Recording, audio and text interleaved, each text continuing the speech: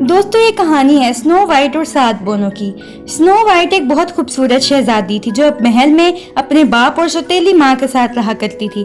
उसकी असली माँ मर चुकी थी, इसलिए उसके बाप ने दूसरी शादी कर ली थी।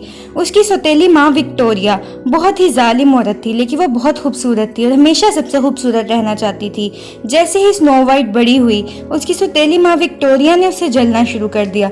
विक्टोरिया रोज अपने जादुई शीशे से पूछा करती थी, शीशे शीशे मुझे बता सबसे सुंदर कौन है। आगे से शीशा कहता था, महारानी आप ही सबसे ज्यादा खूबसूरत हैं। इस बात पर विक्टोरिया बहुत इतराया करती थी कि कभी भी कोई भी उससे खूबसूरत नहीं होगा। लेकिन जब स्नो वाइट बड़ी हो गई तो वो अपनी सौतेली माँ विक्टोरिया से भी बहुत ज्यादा खूबसूरत थी। शीशे ने एक दिन स्नो वाइट का नाम लिया। विक्टोरिया को यह सुनकर बहुत ज्यादा गुस्सा आया और उसने अपने आदमी से कहा कि स्नो वाइट को जंगल में ले जाए और उसे मार के उसका दिल निकाल के एक डब्बे में लाकर विक्टोरिया को दिखाए। विक्टोरिया का आदमी स्नो वाइट को जंगल में ले गया, लेकिन उसे स्नो वाइट पर बहुत ज़्यादा तरस आया। उसने स्नो वाइट को छोड़ दिया, उसे कहा कि भाग जाओ और कभी वापस मत आना। उसने एक जानवर का दिल निकाल कर विक्टोरिया को दिखा दिया। उसे ये शो किया कि स्नो वाइट का दिल है। स्नो वाइट भागते भागते आगे जंगल में चली गई। उसे छोटी सी झोंपड़ी नजर आई। वो झोंपड़ी के अंदर गई तो उसे छोटी छोटी हर चीज़ नजर आई। उसे पता लगा कि ये झोंपड़ी 7 बोनों की है। वो बोने और स्नो वाइट मिलजुल कर रहने लगे। उनमें बहुत ज़्यादा दोस्ती हो गई थी। स्नो वाइट उन बोनों के लिए खाना पकाया करती थी और सफाई किया करती थी और उनके साथ खेला भी करती थी।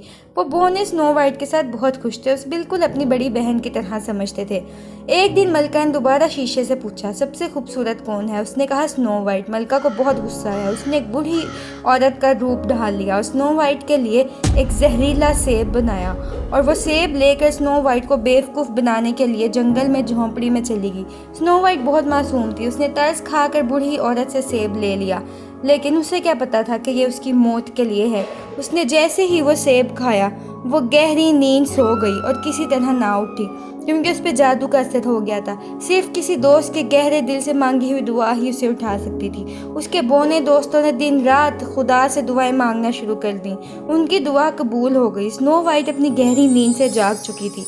तमाम बोने उसके इर्द गिर्द जश्न मना रहे थे, क्योंकि उन्होंने सच्चे दिल से स्नो वाइट की सेहत के लिए दुआ मांगी थी।